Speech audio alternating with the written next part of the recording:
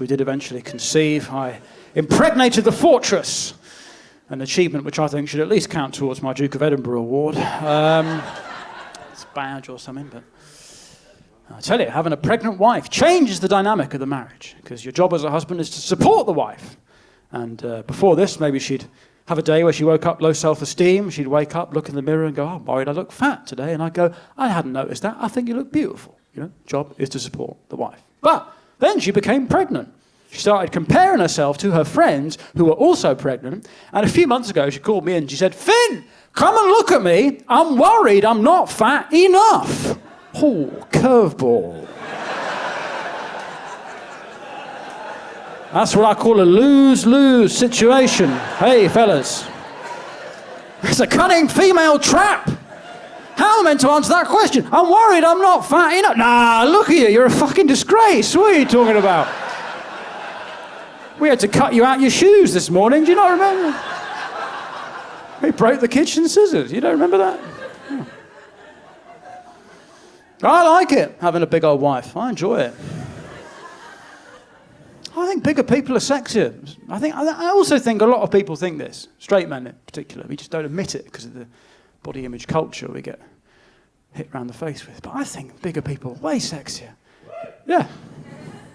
Like as a straight man, which is the only perspective I can offer. Think about the bits that you get asked whether you like. You get asked whether you're a boob guy or a bum guy, yeah? No one goes, yeah, I like ribs. I'm a rib guy. I like the knees and the knuckles and the elbows. You know, let me come on your patella. You know, no one's saying that. Come on, baby, I want to fuck your femur. No, it's no one's thing. But also, I just think spiritually, when you see a bigger person, what does their body shape tell you about them as a soul? Well, for one, it tells you they're spontaneous, doesn't it? They clearly don't stick to plans. That's sexy, though. That's what you want. Unpredictability. You're on a date with this person, you're going to the museum, you walk past a bakery, donuts, 2 for 1, fuck the museum. That's what you want! Oh, we're doing this, I like it. Where's it going? Because the opposite of that is vegans. That's the last thing you want on a date. Fucking structure, rules, bureaucracy, right from the menu. You order the steak, the questions start. Did you know that was a living thing that you did? Well, you just killed my erection. Is that vegan? That was a living thing with hopes and dreams, and you slaughtered it just then when you said that, actually.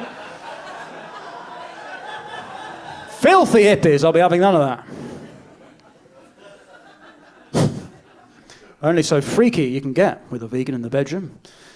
You can't lick whipped cream off them because of the dairy. I can't say I'm that excited with the idea of licking soy off someone's tits. Want to come back to mine and eat whipped oat cream off me? No, thank you. I'll stay outside and wank, but thank you, though. It's a lovely thought.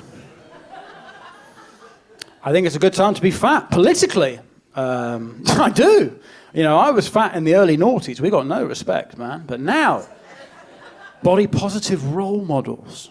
Lizzo, you know. We had no body-positive role models.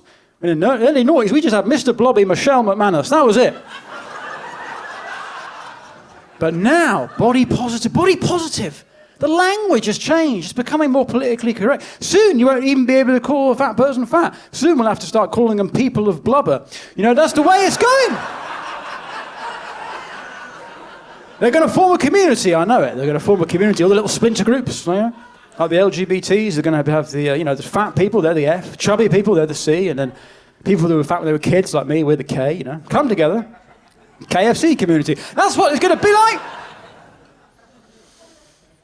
Because everyone wants to be like the gays nowadays. Everyone wants a group.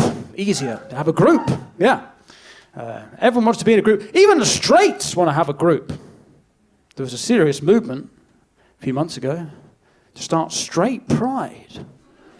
You imagine what that would have looked like, London. Oxford Circus full of people in hiking gear.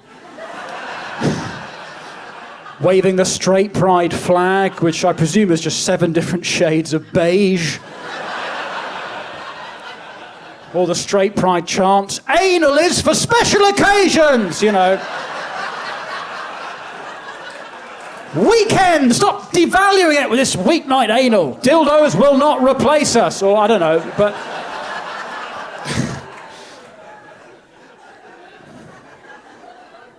But everyone wants to be in a group, safer in a group, you know? You know, you've got the liberals on your side. You have more cultural cachet in a group, but you've got power when you're in a group. But then sometimes two groups start fighting each other, and I've got to say I quite enjoy that. More for my very progressive right-on friends, because they sort of, you know, they sort of, oh God, you know. Like if it's a bit before COVID, but there was this big Barney in Birmingham a while ago where there was this primary school wanted to teach the kids about gay relationships, and a lot of the parents of the kids were quite conservative, religious Muslims. They didn't want that, and so there was these protests, weren't there, outside the school. Gays on one side, Muslims on the other, shouting at each other.